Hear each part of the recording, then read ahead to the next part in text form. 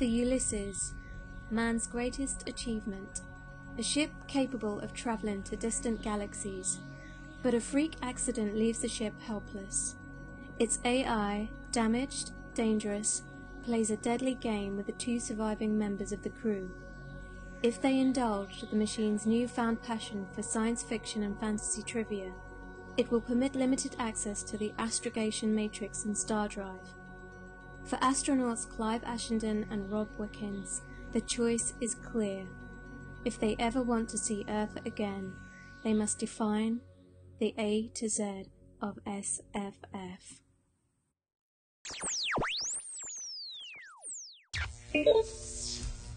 A is for Adam Adamant Lives. TV series. Continue. Oh, groovy, baby.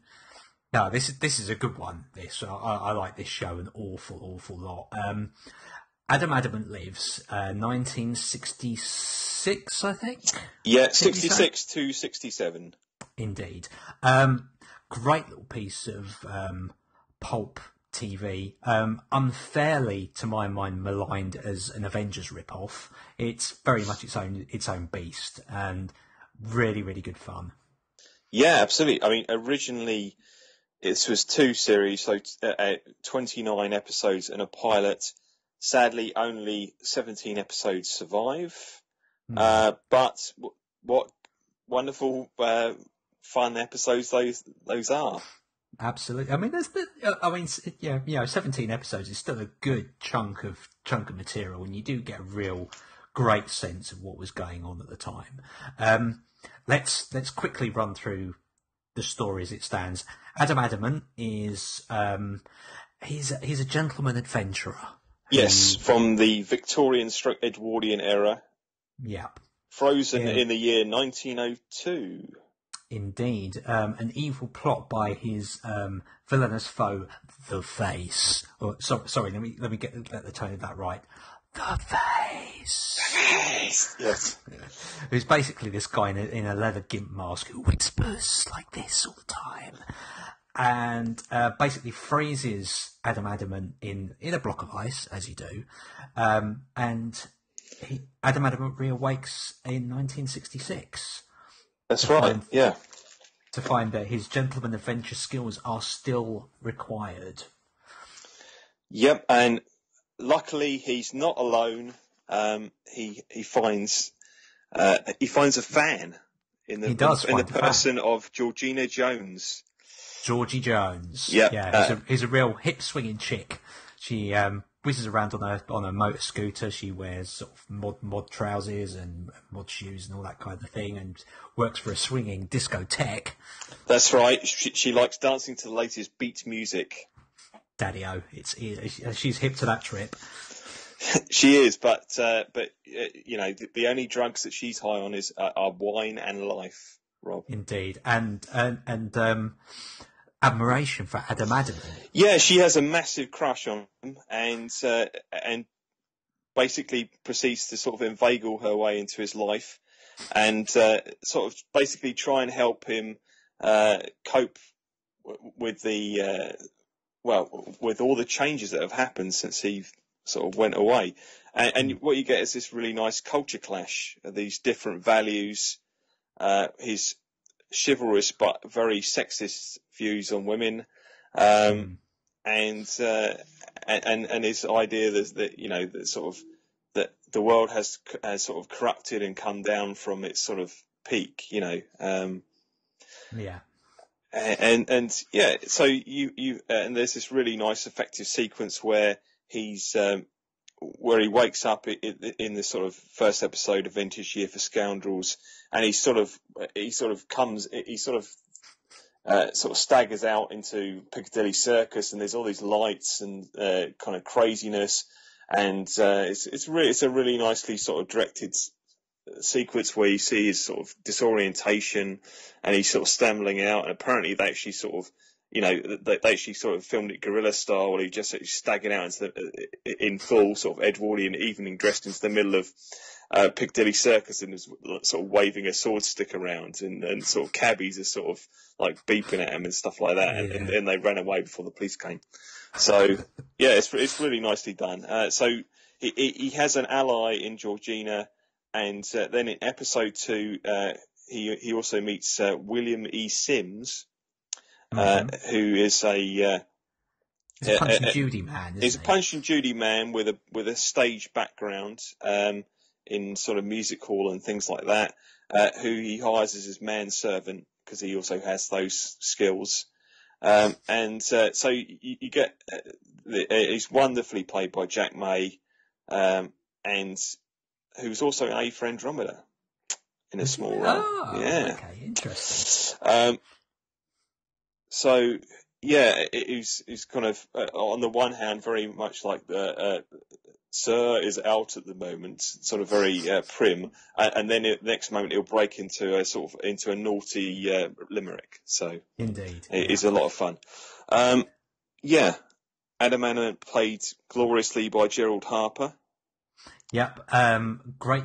I mean, he's played with a great deal of charm. He's got this real sort of innocence and naivety about him, despite the fact he's this supposedly gentleman adventurer who's travelled the world and he's done everything. He's still got this kind of sense of not really getting 1960s society, certainly, but you know, he's quite touchingly. Let's use the word naive again, because that kind of describes the approach, really. Well, it's interesting because he's almost like he is like a pulp hero who is sort of been brought into the real world, isn't he? Yeah, definitely.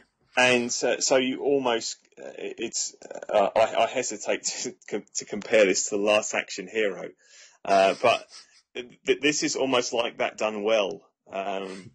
Oh yes, absolutely. If you see what I mean, where you sort of take him from the pages of this pulp magazine or sort of radio serial, and then plomping him in the real world, and he still has this very black and white view of looking at everything, you know. So you get this nice sort of this nice tension there, and it's interesting. Apparently, the series was created by Avengers and Doctor Who creator Sidney Newman. Mm-hmm. And originally Sidney Newman wanted to get the rights to Sexton Blake. Yeah, and Adam Adamant is very much a Sexton Blake kind of analogue. For those who don't know, Sexton Blake is a kind of is a successful sort of pulpy British Sherlock Holmes homage. Like a sort of two-fisted Sherlock Holmes, I think, is a good way of describing it. Yeah, and he'd been sort of going through in various media, and was still, there's still Sexton Blake stuff coming out in the early 60s. It's been going for the last sort of couple of decades or more.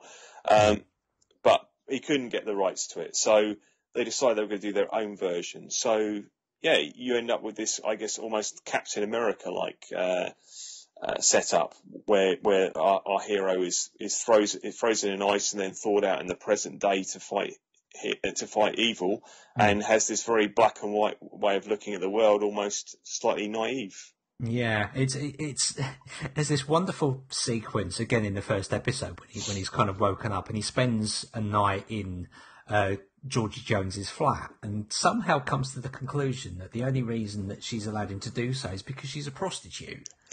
Yes, it's brilliant. You know, he starts off like aghast that he's ruined her reputation by staying in her place, and she's not worried. She's like, "Oh, don't worry about that." And he's like, "Oh, and you work for a nightclub? Oh, you must be a whore." Kind of essentially. She's like, "I beg your pardon." So it's done slightly more subtly than that. It is. I'm painting it in very broad strokes. It's done very charmingly. So it is, yeah, very much so.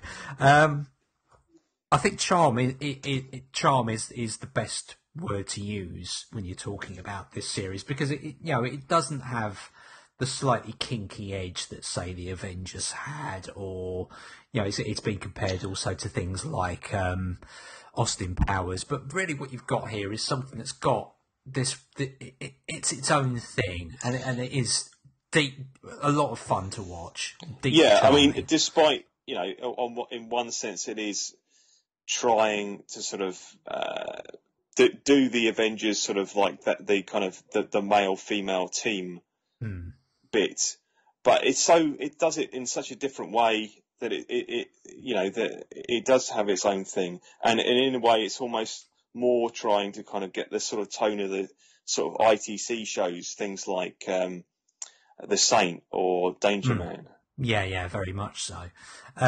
It's kind of interesting the way that you don't have. I mean, in the way that John Steed always feels a bit more in control of stuff.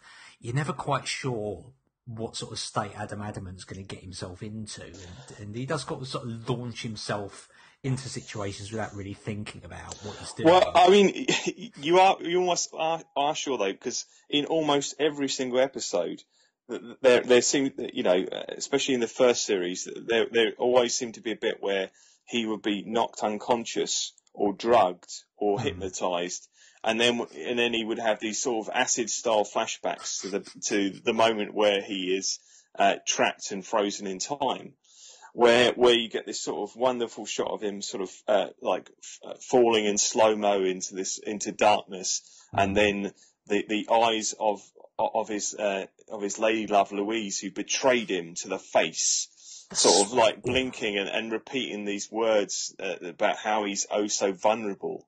So so clever, but so vulnerable. Yeah, and it's like, you know, on the one hand, the show is presenting him as being this sort of super suave, super cool, goes around with a sword stick and you know, can handle anything. But on the other hand, there is this sort of vulnerability to him. Especially when it comes to the female characters, because he just assumes that every woman that he meets is a sort of a beautiful flower that needs to be protected, and most of the ones he meets are sort of evil villainesses who just massively take advantage of this. Like, oh, Adam, protect me, and then when his head's turned, they whack him over the head with a vase. You know, it's highly amusing, but at the same time, he just keeps falling for the same shtick again and again. So he really does need Georgina Jones to come in and sort of come in and try and help. Yeah, absolutely. Even though, you know, he insists that every single time he's just like, no, you stay at the club. I'll be absolutely fine. And then she just goes ahead and follows him anyway. Yeah, I mean, it's on the one hand you could see it because she has no fighting skills whatsoever. She's just really enthusiastic and wants to help and wants to have adventures. But the trouble with adventures is that people tend to get killed in them. But she's not really worried about that. She's like, yeah, this will be fun, except for the bit where she's all tied up and people are about to torture her.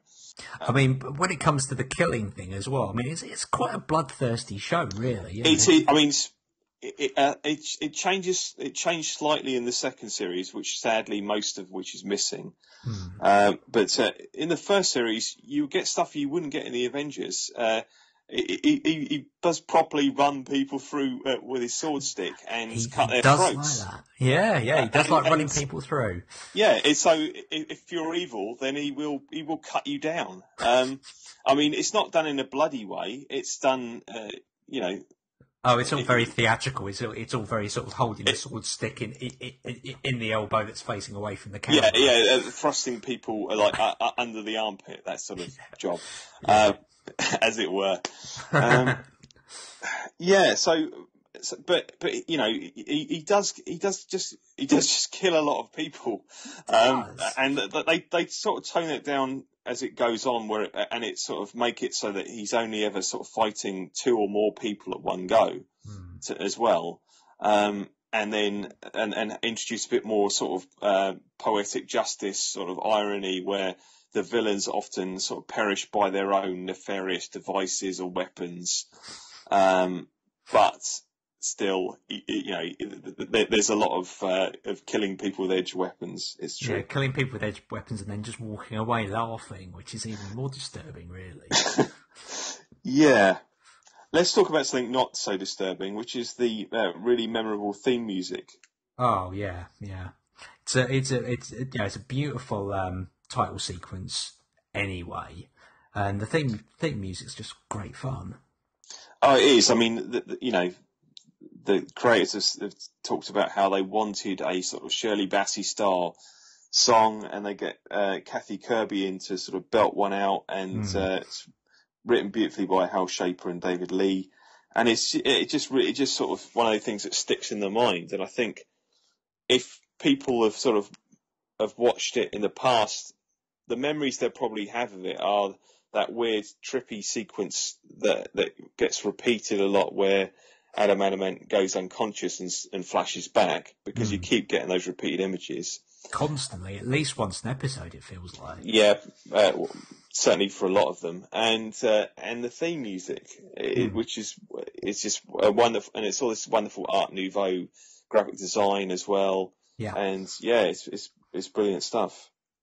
Definitely, it's just a fantastic little show, really. I mean, it does suffer in comparison to a lot of the shows it's been kind of compared to. I mean, obviously you've got the Avengers thing, but there's nods to Doctor Who as well. I mean, obviously you've got the Sidney Newman connection, but apparently John Pertwee's take on the Doctor was fairly heavily influenced by Adam Adamant as well.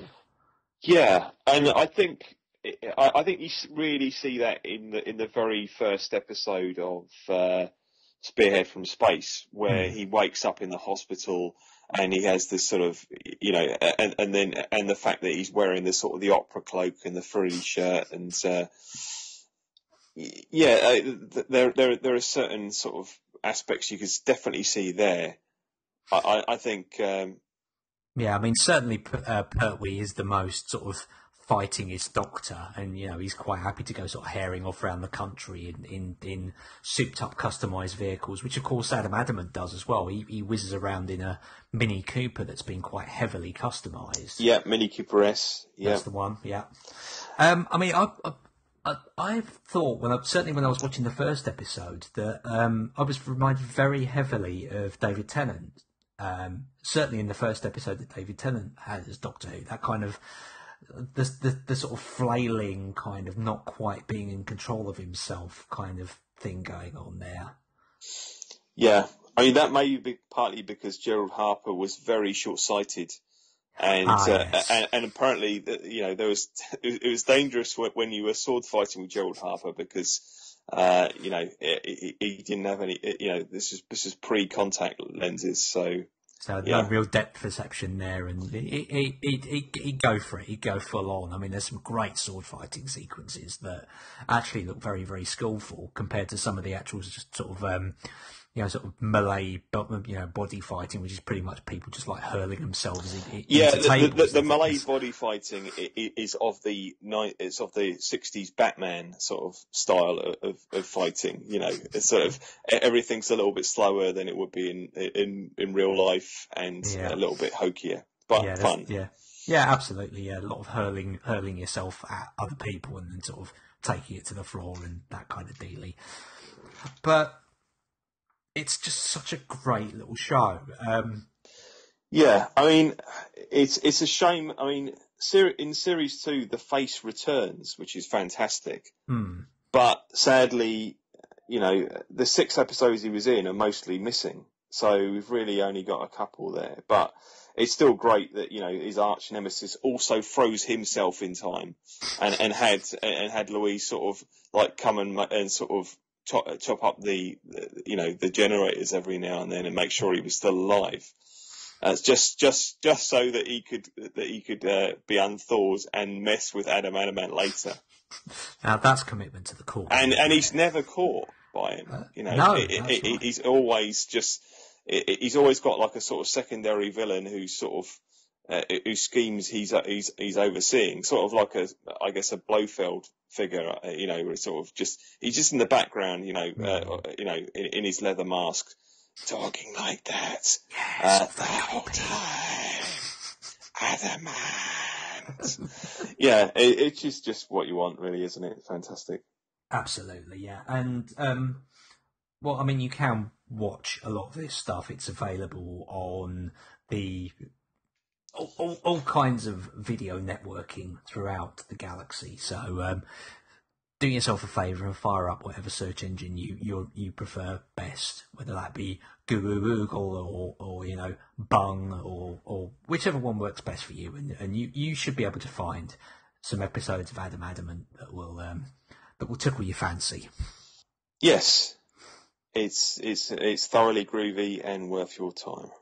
Absolutely. So, what do you reckon, Encyclomedia? Have we quenched your thirst for knowledge on Adam Adamant Lives? This man is the one. Cheeky reference there to a documentary about Adam Adamant, which is also worth a look. Well, or to the theme tune, Rob. Ah, that too. Oh, and he's unlocking the servos. Let's get out of here. Far out, groovy man. Peace out.